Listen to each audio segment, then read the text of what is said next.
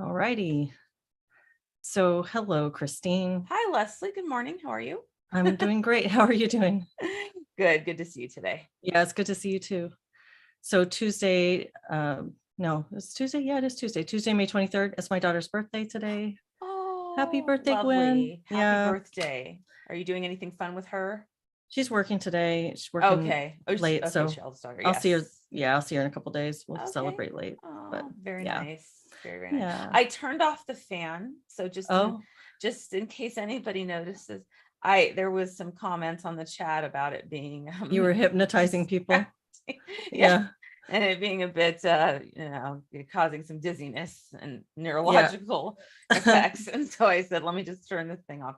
So actually I turned it off yesterday. It hasn't been back on. We always run the fan, but Do you have AC there? we do. Yeah. It just, even when with the AC, it kind of just moves kind of air around a little bit. I don't know. We've always been, and then the vent for the AC is not directly over like the bed, which it is in here, the fan is in here, so you can feel it more. So it is Yeah, what it is. I have a fan too. I don't have a ceiling fan here, but I run my fan a lot because I really like the white noise Mm-hmm. and the That's part movement of of it air. too, because it Yeah. helps with me sleeping. But anyhow, I Yeah. did I did respond by turning it off to one of the comments in the chat about it. So Well, that's very considerate. We had this great chat after we stopped recording and streaming yes. last time about the future of like this sort of, I don't know, what is the umbrella term for the talk therapy profession? Is The there future of psychotherapy. Yeah, I guess so. So, but moving into the coaching space, it's no longer called psychotherapy. So, what is an umbrella term that encompasses both? Like, what are you doing? I've called it just like the Helping helping the professions, but profession. yeah. The helping profession. I think that's Mhm. so then you could put social workers under there too. You could pretty much put anybody Mhm. that's in those kinds of positions. So I think helping profession is pretty Vague accurate, enough and vague enough, to and cover it all. yeah, to cover it all, and just easy to understand what belongs there. Yeah, that's kind of the question that's been in my mind a lot over the past, well, Yeah. year or more, really, since I started contemplating not working as a licensed therapist. Yes. And what does it mean to still work with clients without a license? Does that Yes. invalidate your work, or is that still valid? And what are the pros and cons? And in my present situation, that's what I'm doing is I've taken, I don't talk about this very much, but I'm a health coach also. Mm-hmm. Oh, And wow. so, yeah, I'm certified in health coaching, but I don't really bring that into my practice very much, except that I like to take lifestyle factors into consideration when Yes. I'm considering people's, Yes. state of mind. I also consider state of body. Yes. And so my intake form looks kind of like a health coach intake form. It's kind of like a hybrid.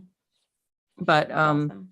yeah, so but I took my training that I received from Antioch, my counseling skills training and applied psychology training, along with the health coaching package. And I've just been offering coaching services to people instead of I think that's proceeding. fantastic. Yeah. Yeah. And it offers a lot more flexibility in some ways, although there are Yes. limitations in other ways. And you mentioned some interest in that too. So I Yeah. thought we should talk about it. Yes, I did. I am. One of my main reasons I'll say, when I was working in addiction treatment, for example, we used a lot of different modalities and there were some trauma modalities, but what we used, I think, the most was motivational interviewing, which is sort of a Yes. style, right? I love motivational interviewing.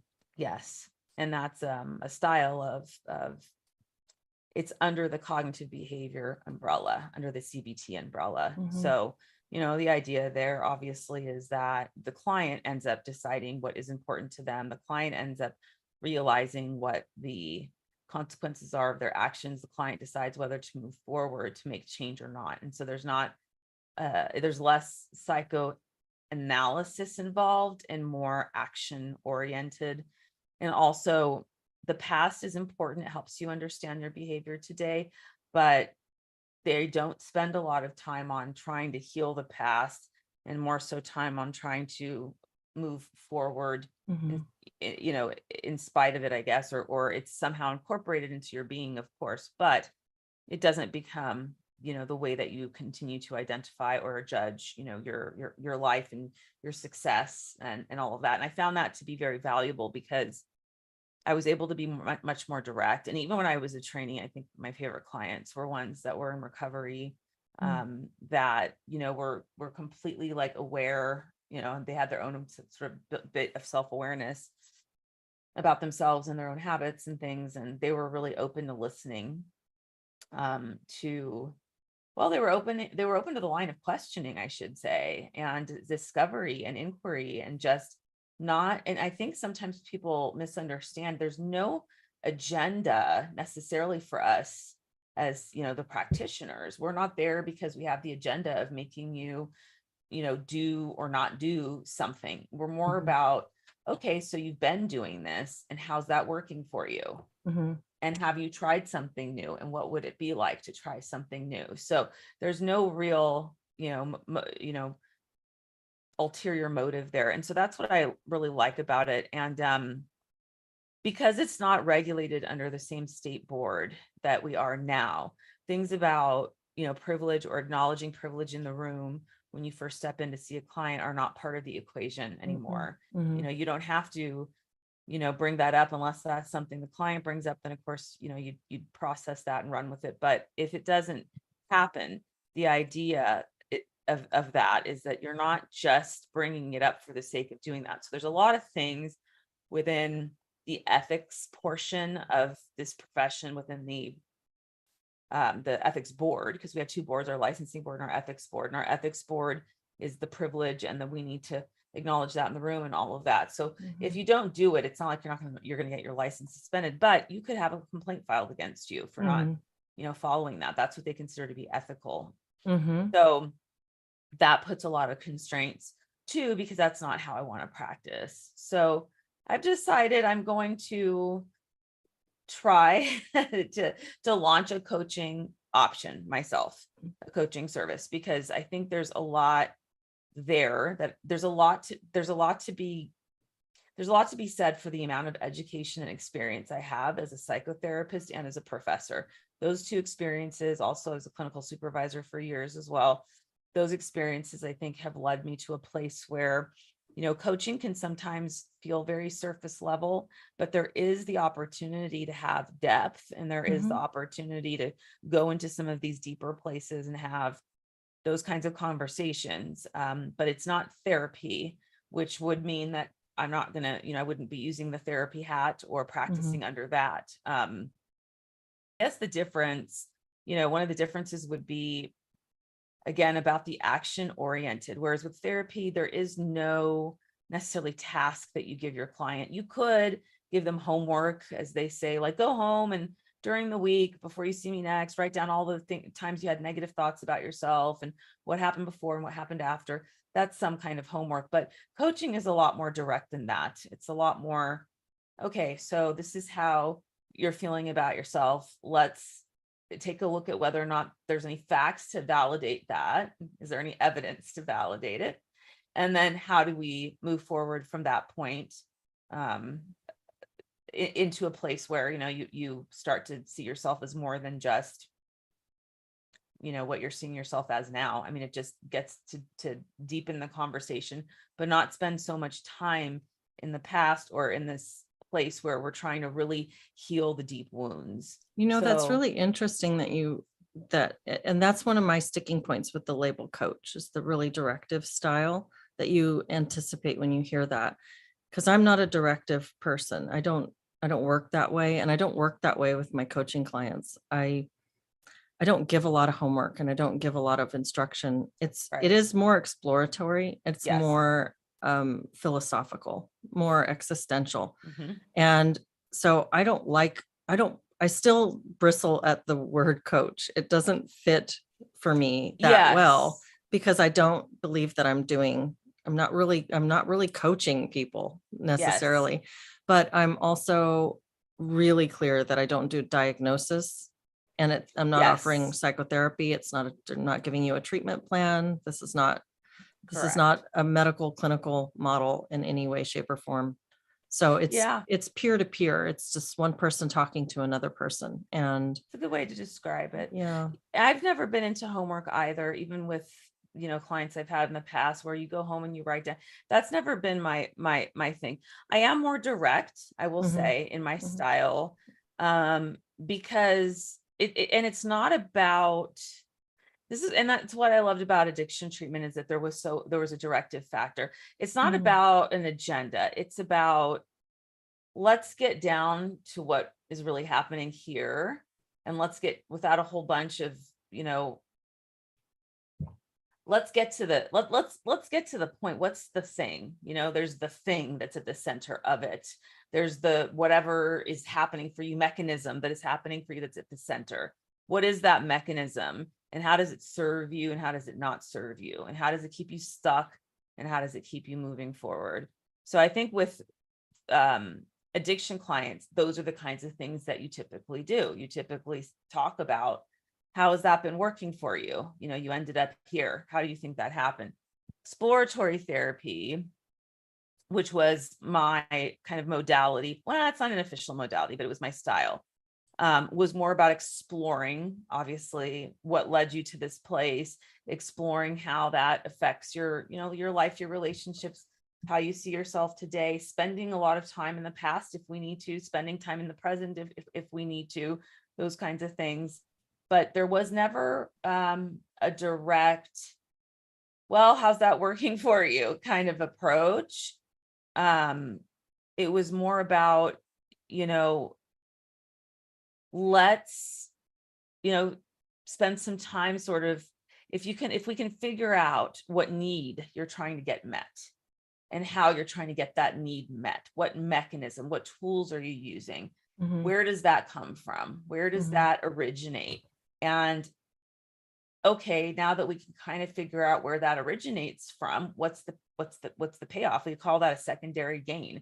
mhm, So behaving in a certain way, there's the initial, response you want to get from somebody, but there's what we call secondary gain after that. So what becomes the secondary gain of, let's say you struggle with depression, mhm. and you've, been in and out of the hospital many times.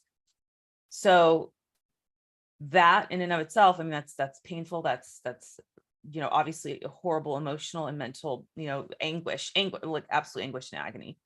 Mhm. So, medication, talking about other options of coping skills and all of that. But there are times when you ask the question, what's the secondary gain here? And the secondary gain might be, it keeps my family together. It keeps my Mhm. parents together. It keeps my family intact, because if they can focus on me having all of the problems, they don't have to look at themselves, and they don't have to look at their own relationship. In a sense, it bonds them. That's Mhm. a secondary Mhm. gain. Mhm. So those are kind of the things where we get more into that with with motivational interviewing. We get more into that with that kind of inquiry process, even in Mhm. addiction. Mhm. It's like, Mhm. well, gee, this behavior, it isn't serving you, but it's serving something. And what is that something? And what's that secondary gain? Yeah. Well, every time I go to the hospital, my parents, who hate each other, end up being very loving and caring, and hold each other. This is not to say, and I'm going to be very clear, that people do that on purpose. I am not in Right. any way suggesting that whatsoever. I don't want that taken out of context. But what Yeah. I'm saying is, there's some sort of gain that can be present that isn't even conscious. Okay. They Right. may not consciously, even most of the time, they don't, 99% of the time, probably they don't Mhm. really know, would not really have that knowledge or understanding. It's an unconscious thing. Therapy would spend a lot of time digging into that. Right. Whereas maybe motivational interviewing / coaching ish wouldn't spend as much time, but would look at what's happening now in the dynamic and say, okay, your secondary gain here, it looks like, one of the things you're really concerned about is that your parents don't get along. And in some way that keeps you sick. It keeps Right. you ill. It's like examining the fact that even maladaptive behaviors were adapted for some kind of reason. Correct. Mhm. So it's not that therapy doesn't do that. It does, but it takes a much more, it takes an approach that focuses a lot more on the past and a lot more on how you created bonds and relationships with people before, without calling it out in a very gentle and compassionate way and saying, well, it sounds to me like, every time, I'm just going to use that example, you go into rehab, your family tends to become very close and they tend to pay attention to what you're doing and saying and all of that. So there is something that is, being gained from that, but at what, to what cost, what's the cost involved for your own personal life?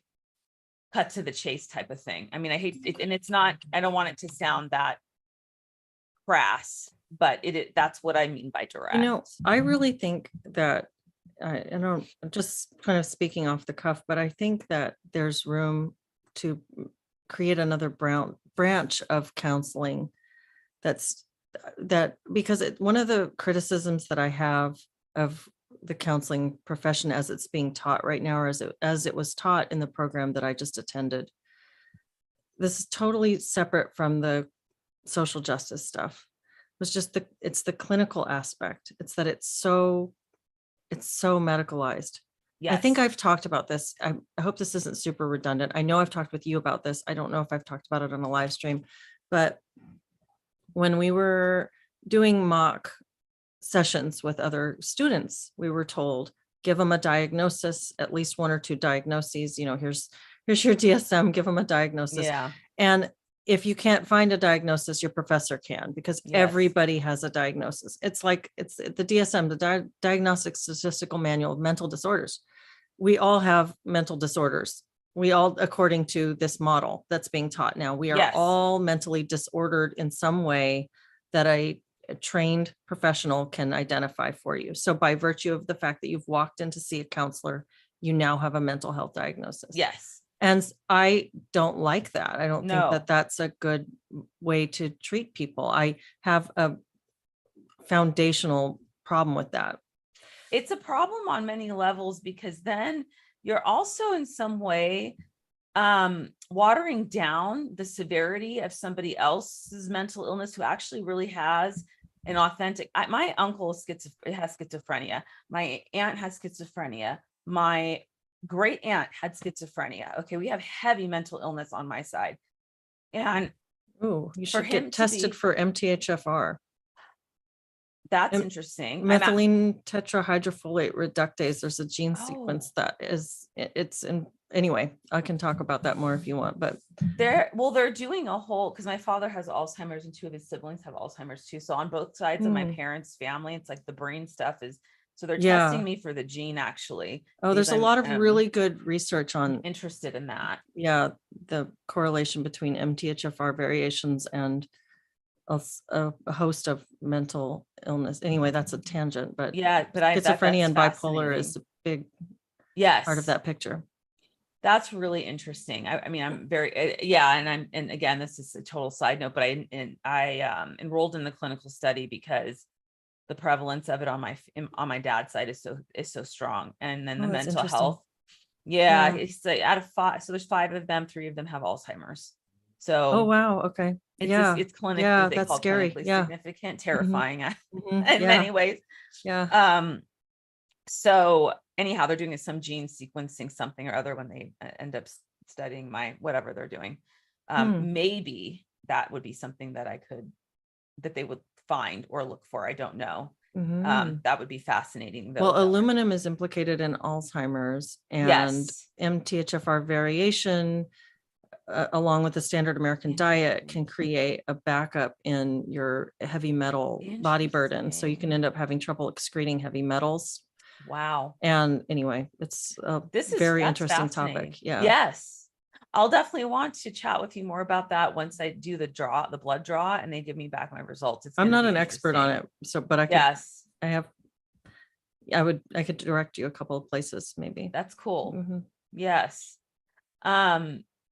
So sorry, tangent. So it kind of, so he's very mentally ill. as are all the other family members that I mentioned to you that have mental illness. So this whole everybody has a diagnosis sort of like reduces him down to like the average person, walking around in the world in a sense, because Mhm. everybody has that's not true. He can't Mhm. function. He can't hold down a job. He's on disability. He will be for the rest of his life. He's never been able to live alone. Like, it's very painful. It's very painful on my generation to watch, because his generation and my grandparents did not believe in medication for mental health. So every time he was doing well, they would end up taking him off the meds. They take him off the meds, and then, gee, surprise, surprise, he's back in the hospital again. So Yeah. that is why, that's one of the reasons why I don't like this whole idea of everybody has a diagnosis, because it just waters down and sort of whitewashes people that have serious mental health problems that lead to hospitalizations, not taking care of yourself, and in very extreme cases, death if you take your own life. So Yeah, that's another it just reason. detracts from the severity of that. It completely does. And what's interesting is that it also, there's a contradiction, because it both detracts from that severity, and also the program, at least the way that counselors are being taught right now, they're taught to look down on the worried well. Yes. Like, so not so much to look down on the worried well. So that's and I hate that phrase, but to look down on counselors who want to work with them. Like, you're Yes. supposed to want to work in community mental health, where people Correct. have really severe Correct. problems based on their SES and other issues that they're having in their lives. No. Yeah. And you're not supposed to want to work with high functioning people who are dealing with lifespan issues. How dare you even consider all of that? Because Yeah. we're all about the marginalization and disenfranchisement of what these people have suffered. And if we can't solve that problem, I mean, right, that's straight out of Social Justice 101. That's the reason they have a lot of ammo to use to back up that kind of thinking. But that is exactly true. That was something that would be very shameful to say or admit out loud, that you want to work with that population. People who are, they call them the word well came from wealthy, but that's not fully, yes, it's not. Is that right? Yeah, it came from the word wealthy, but that's from the days of, I don't know, it's very Freudian. So we're talking. Well, wealth is what? I mean, is wealth just currency, or is it like the stuff of life? There you go. What are you wealthy in? Yes. Well, that's a good question. And I don't know the answer to that, but I think that's a good question. The idea, though, has sort of morphed into a better understanding, which is that these are people that are they're privileged people. They're what they would call privilege, but just your average person who's functioning in society, goes to work, has a job, maybe has a family, takes a family vacation once a year, goes, the kids play sports, whatever. I mean, it's that has always been, for me, the cream of the crop. I wanted those clients. I didn't, but you can't really say that, because you have to care about, it's just like what you said, you have to care about the underserved and underprivileged in order to be taken seriously, or not looked at as part of the problem. And a privileged white woman is saying that she only wants to work with other privileged white people. That's what they would say about you. Yeah, exactly. And me, I guess I'm white adjacent, maybe. Is that the right word? Or I have internalized toxic shame about being, Middle Eastern, and my real desires to be white. Is that what it is? You have internalized white supremacy. That's it. Internalized white supremacy. Yeah, I know. It's really interesting, the way that you're shamed for wanting to work with that population. And like you, that's the population I always wanted to work with, because I think that we go through things in life that it really helps to have somebody to verbally process with. Absolutely. And that's the job for me. That's what it is. That's what it's about, is being in relationship with someone, getting close enough in relationship and rapport with someone that they feel like they can unburden themselves and really talk through and examine their life and examine their patterns, and find out through co-processing what they want, what they think that they need, and their direction to go to improve the way they're doing things. And that's very similar to models in psychotherapy. I mean, I think the big difference is you've unmedicalized it in a sense by not doing treatment plans and diagnoses, first of all. And I think that that's really the big difference. Other than that, that's quite a bit of psychotherapy, but that piece of the treatment plan and the diagnosis and all of that makes you search for the maladaptive behaviors, makes you search for what's wrong rather than focus on what's right or what's working versus what's not. That part I think is very coaching influenced, if you will. Well, and I tell them to drink water. I do. Yes. Well, Jesus, Corey, you absolutely can't be a psychotherapist for encouraging anything related to the body. That's true. Yeah, no, so yeah, I think that's what you're talking about, successful. And I think that the clients I saw the most change in were ones where I practiced using more of the motivational interviewing and using more of the of those kinds of tools and helping to point out maybe what the gains might be for maintaining a behavior, but knowing that that's not serving you anymore. I mean, I think I practiced from that kind of orientation, that vantage point pretty much anyhow, for a long time. I think the big difference for me to go into coaching would be not medicalizing it. So there's no diagnosis. And also, I mean, again, we have to understand the past, yes, to understand the future, but I don't want to stay stuck there. And I think sometimes what happens, not like with a systematic focus, exactly, or anything. Yeah, just exactly. as needed for that person. Correct. You know, and it's important to recognize when you're making the same choices time and time again. Again, throw motivational interviewing into that. That's built into that. It's built into, okay, so knowing all of this, and this is the choice you made, how did that work out? And was there something different that came from it? And those were the moments, I think, as a therapist that I had the most, fulfilling, moments, or when the client would come back and say, I did something different this time and it felt better. And that to me was just, I'm so happy to hear you talk about it, motivational interviewing like this, because I'm really impressed with that. I actually keep a motivational interviewing worksheet up on my computer, and I use it quite a bit. Wow. So yeah, it's such a good, it's incredible. It's a good modality. Yeah.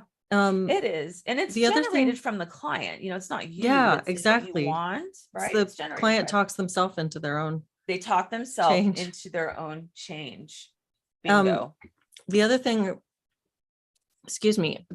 that I think is really concerning right now in terms of licensing requirements is this whole wave of conversion therapy laws that's coming across. I don't know what it's like in California, but in Washington, you're not able, if you're practicing under a state license, you're not able to do exploratory therapy with gender questioning clients. You're restricted only to affirmation, which that seems really strange, because why would you do that with anything that the client brings in? Why would you ever do affirmation of anything? Like, it's not your job. Your job is to it is explicitly to explore. It is to ask questions and probe without judgment. Yes. And on top of that, okay, it's one thing to validate feelings and to say, of course you would feel angry or sad or whatever it is, having had X, Y, and Z happen to you.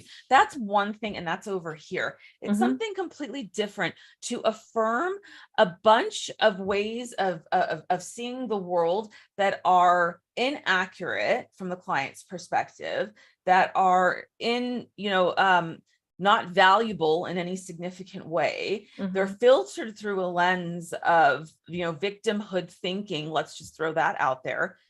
That is completely different when you affirm that. And the problem now is that it's passing everywhere. Don't know if it officially passed in California yet. If not, we're up next.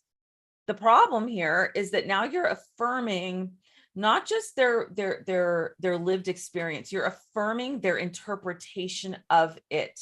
That's the difference. The lived experience. I went to the grocery store and somebody said, "Oh gosh, Middle Eastern women are so, ugly." I don't know, whatever.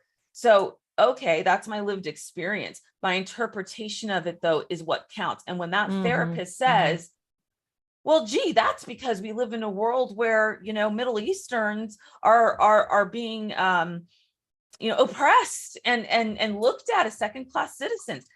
Totally different response than somebody who says, "Let's explore why that bothered you. Let's explore why it held so much power over you that you would bring that here and you would be in such tears because clearly it was hurtful." Okay, let's affirm, let's validate it was hurtful and Yeah. it was wrong. Now let's look at whether or not that holds actual truth in the world, other experiences you've had. Now let's look at how that plays in. That's the difference between exploratory and validating a lived experience versus Right. affirming an interpretation of a lived experience. Yeah, that's a really good example and a really good breakdown. And it seems like there's not anything you could come in and talk with your counselor about that should just be just greeted with a big bravo like that. Like, what if you came in and said, I want to get married to this person? Well, good. Well, congratulations. That sounds like a good feeling. How's that going for you? What is that like? And you want to talk about that issue. You're not going to say, yes, you should get married to that person, because Yes. the counselor has no idea. So when you come in and you say, I want to make these changes to my body, why would you just get a big resounding, yes, you should absolutely do that? Why shouldn't it be, well, that sounds like you've made a big decision. Why don't we talk about that? What is that like for you? What does that mean for you? And, where does So that come from? the workaround that you're using, which was brilliant, is to move out of the psychotherapeutic, apparatus, because that's what it is now, and into something like coaching, which will give you the space to do the type of exploratory inquiry that you're discussing. You can't call it therapy, which I get, No, and I yeah. can't call it that either. Hmm. But it gives you space to do exploratory inquiry. Mhm. And that is where you can ask those kinds of questions. And that is what every therapist should be doing and can't do, because this apparatus that we have that's controlling the narrative and the entire movement is so multi-layered that it goes so deep. When you How do have we break that away for counselors? How do we break out of that? Do they all have to just leave en masse and join the coaching field? Or is there a way to reform the no, ethics boards and there's whatnot? there's no going back to what we were before. We can't go back. It's impossible. We're not going to ever. It will be transformed into something, and it's either going to be transformed into, hey, we realized that wasn't the way to go. Let's sort of, they're never going to walk it back, but they're going to say, let's shift our focus away from this and into this. That's what they'll say. That's the PR. Or Yeah. it's going to worsen to the point that, you just can substitute therapist for activist. Therefore, anybody wanting to do that kind of work does become a coach, or does become, I just want to liberate the term. I know I'm getting stuck on this, but I just don't like the word coach very much myself. I know I'm getting in the weeds on it, but No, I I don't like the word. understand that. But when you've got states, You state have licenses to. that say the word counselor is a protected word that you can't use You unless you're can't either. I licensed by couldn't the state. either. Yeah. Even being licensed by the state, like, well, okay, But one of it's a my main misnomer at things. this point. Correct. It's a misnomer. If you're an activist, how are you a counselor? 100%.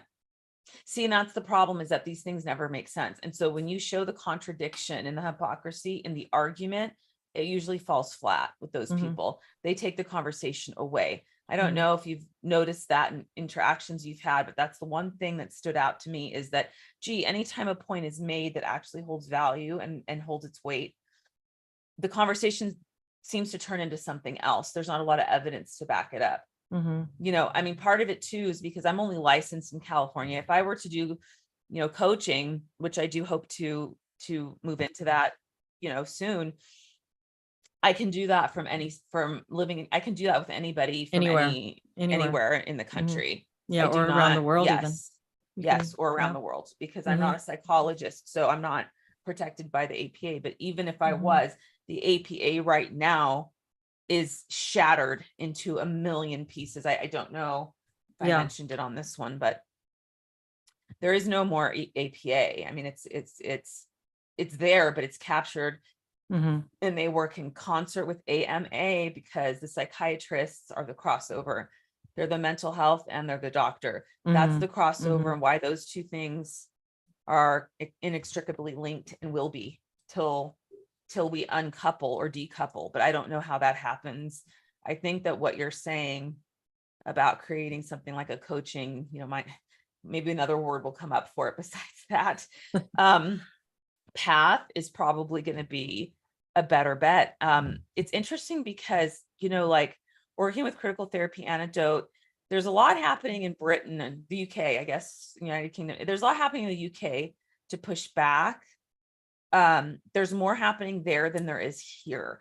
So I think that, because I'm very involved in their group and I love it. I think that they are like at the tipping point of falling over the cliff. I feel like we already have fallen over the cliff. Yeah, and their Which is the model big is different difference. though for counseling, isn't it? They don't have the same focus on the clinical that the US does. And I they don't don't know. I I didn't don't know think their that. regulation is the same either. I don't think that they are as highly regulated. But Wow. I could be wrong. So, I should verify that. But that seems like what I've understood through talking with people in That's the UK. probably true. And that's probably why the alarm hasn't been sounded as loudly as it is here. It has, but it's not to the same intensity. And that might be why they have less regulation on this. We have so much that kind of strangles us in a sense, if you will. So that's really interesting. I didn't know that, but that makes a lot of sense. So for you going into this and starting to open up to coaching clients, what are you hoping to find? Who's your ideal client that would contact you, or what are you looking for and what are you offering? I mean, not to kind of parrot what you said, but, somebody who, people who are looking, who are trying to do some self-exploration and are trying to find, who are wanting to grow, who are wanting to somehow understand themselves a little bit better and understand the decisions they make because of that. People who know that maybe they need to change something, but they're not sure what yet. They're not exactly sure what's not working, but something feels off. People who, are frustrated with going to a therapist and feeling as though they're not moving forward, that they're in this endless cycle of staying within the same, conversation over and over again. And wanting maybe some tools or some tips. I don't even like the word tools, but wanting some, conversation about things that are empowering for them personally, ways that they can make decisions for themselves in a way that is confident, and understanding that failure is, I mean, it's inevitable because we are human, but that doesn't reflect us being failures as people, even if we've failed at a decision or some other, And sometimes it's something part of else. the change process. And sometimes it's part of the change process. And then I think also there's sometimes where people just want somebody to listen to them, and they may be not interested in talking to therapists who have a more woke point of view or a more critical social justice angle. They're just pro-human, essentially. They're just like humanity. And they don't have maybe a lot of people or a lot of friends or a lot of colleagues or a lot of anybody to talk to about that. Those people that are getting lost in the shuffle here, that aren't into all of that and that still need some help. They still need somebody who can listen, somebody who can maybe ask the right questions, somebody who can teach them to ask themselves the right questions. Because therapy, I don't think is meant to go on for a lifetime. I think that therapy, the idea of it is really that you go in you work with somebody for a while, and then you internalize, what your Mhm. therapist has not taught you, but what you've discovered, what Mhm. they've pointed out, and you then use that in your own personal life. But it's not necessarily meant to be that we go on for years and years together. Would you take young clients? I would not take anyone under 18. And okay, 18 and up. 18 and up only, because I don't want to deal with the consents with the parents. And I'm going to be honest, with the gender stuff is so prevalent, somewhat scary for me in some ways. Mhm. And I know a lot of therapists don't want to broach it Yeah, either. And so I think that there's a huge gap there in care for young people. And, yeah. we talked about that last time about some of the reasons why not to bring your kid to see a therapist. And Yes.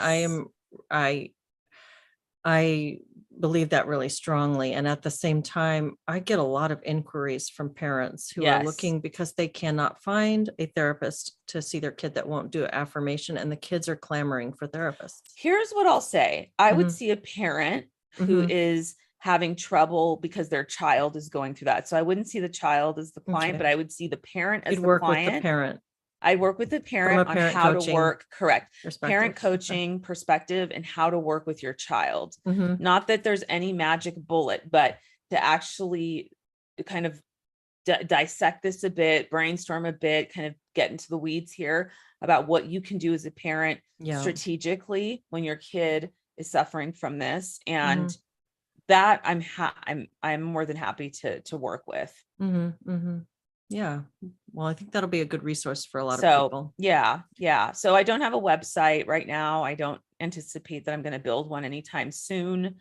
How do you want people to contact you? Just via email is fine. And that's just, I'll put it for you in the chat, Leslie, but it's, Sefein. So it's the letter C, and then it's S like Sam, E like Edward, F like Frank, E like Edward, I like ice cream, and like Nancy, at Christine, CHRISTINE, my last name, SEFEIN, MFT.com. And just to kind of reiterate, wearing a coaching hat, although I am a licensed psychotherapist in California and have been practicing for 18 years in a coaching capacity, I am not going to be wearing that hat. So Yeah. just have to make it very clear, Mhm. which I think allows with me a good to. contract, you can lay it out. Correct. Yes, Show and definitely. be really clear about what you're offering and what you're not Definitely. offering. Definitely. Yeah, that's really exciting. I think that's great. Thank you. I'm really excited for you, and Thank I look you. forward to hearing how it goes Me for you. too. Me Yeah. too. We'll see how Yeah. it goes. I'm excited as well. And I So get a ton of inquiries. I'm getting ready to have to probably start a waiting list for clients because I'm filling up. So maybe I can offer yeah, that'd be you great. as a referral potential. Yes, Okay. that'd be great. I wanted to check in on the chat because we had some nice comments going on. My Roku says hi. Thank you for being here. Byzantine Ladybug says, also with a more integrated health promoting orientation, you can include more holistic interventions, Yes. which is often more beneficial because it includes the physical plane, spiritual plane, etc. Yeah, I really like that. I like that a lot. I like that. And I want to highlight that too, because Mhm. spirituality has also been kind of decimated and removed from psychotherapy. Yeah, it And really has. I Yeah. want, people that want to, or that have, those kind of beliefs and want to integrate that part of them into it is Mhm. super important. And that would be Mhm. something under the umbrella of coaching that I would do. Absolutely. Absolutely. Yeah. CNY Photo Video says hello. Hello. Glad you're here. And this name always gets me. Dirty Sanchez. Hi. Best wishes to the channel. Hi. And yeah, Byzantine Ladybug says genes related to reduced stress tolerance. Yeah, pointing out when we were talking about MTHFR. Yes. And yeah. Yes. All right. Also points out that with electronic health records, the diagnoses follow you forever. Yes, that is correct. It's yeah, another that's problem with diagnosing when they're under 18 and you're diagnosing. It is this gender dysphoria that they're diagnosing under 18 is absolutely ludicrous to me, because it is going to follow them, and it's not an accurate diagnosis for 99.9% of the kids that are getting that diagnosis, period. well, it just isn't. It's also just the idea of giving everybody a diagnosis. So if you there's come that in to too. see a counselor, it doesn't matter Correct. what it's for, you're going to get a diagnosis. Correct. And if you're using your insurance, it's You going to go to your have to. insurance. And yeah, Correct. so and I think that's one of the places where I really, that model really lost me. Because you also get judged then by even your regular doctors. So there are things in my own electronic record that my regular doctors or a new doctor would look at and would ask me about. And I'd say, well, that's not relevant. It's not accurate, right? It's not accurate. It was something that was provisional. And then it got changed to something else, but it's here. And so then I'm being scrutinized through that lens, right? So again, another reason why that becomes problematic. Yeah. There's a lot of reasons why it's a problem. Let's see. Neck Zombie. That's a great name. Are counselors trained to ask about lifestyle before going into problem solving? If someone is struggling, maybe counselors should ask how well you're sleeping, diet, etc. Yes, they are, but I think they're not. I don't think there's enough focus on it personally. Yeah. That's why I like the taking a better look at somebody's lifestyle habits. I think it's very important. Yes. I don't know how to say this name. E.A. Quetting. The best therapist I ever had, who I saw for years, would always invite me to question my limiting beliefs and assumptions about myself and my reality. Bingo. That's good. Motivational interviewing. Yeah. Where did this belief come to be? Yes. Yeah, exactly. Jeffrey Fildy says Robert Barnes talks a bunch about regulatory capture. Hopefully chats like this will help transform this. I don't know who Robert Barnes is, but I hope so too. And I should check him out. Do you know who that is? Lawyer? He might be. Is he the Viva Barnes? Let me look and see. There's we could look attorney. Anyhow, go ahead. And then Oswald Spengler says I should do more evening streams if possible. And says, I heard the best cure for diagnosis is noche-nosis. So that's a very cute play on words. That's adorable. Yeah, that's cute. I guess we could do evening sometime. That'd be fun. That'd be fun too. Yeah. This was just kind of the only one I could find. We just decided to start talking today, and yes, it was yes. Do I want to record this or go live? So I'm glad you guys are here. Yes. Yeah. Yes. So Viva Barnes, yes. I know Viva Barnes well. Viva Fry is a very interesting person. I don't know if the person on the chat probably is familiar with Viva Fry, because I'm a member of Locals, and so they have their own Locals chat, and I follow Stephanie Wynn on Locals too, who's a therapist. But Viva Fry, so that's they combine forces, I think. Robert Barnes and that gentleman, they're they're constitutional purists, if you will. So everything that is happening in the world right now is completely anti-constitution, right? So and there's censoring of voices, so they've created some traction on a Locals platform versus just the regular internet, because they get shut down probably. Well, that's interesting. Maybe I should check that out. So Christine, will you send me, if you send me all your info and your email, I know you sent it to me, but anything you want, I'll put that in the description. After we stop this, I'll put it up. So if you guys want to contact Christine or have any questions for her, you'll get her straight to her email. Any questions at all too? Like I spoke to somebody from your chat the other day about, he's finishing his license or finishing his schooling, but can't get the license done because of these kind of wokish. And so we just brainstormed for a bit, and I'm happy to provide some consulting services on that too, as well. If people want.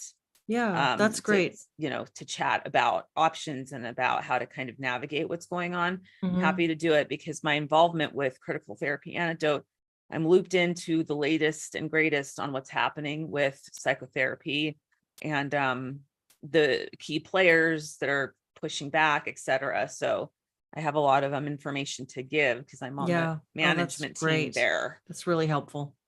Yeah. Yeah. All So, right. okay, Well, great. Thank you so much, Leslie. yeah. Thank you, Christine. And thanks to everybody who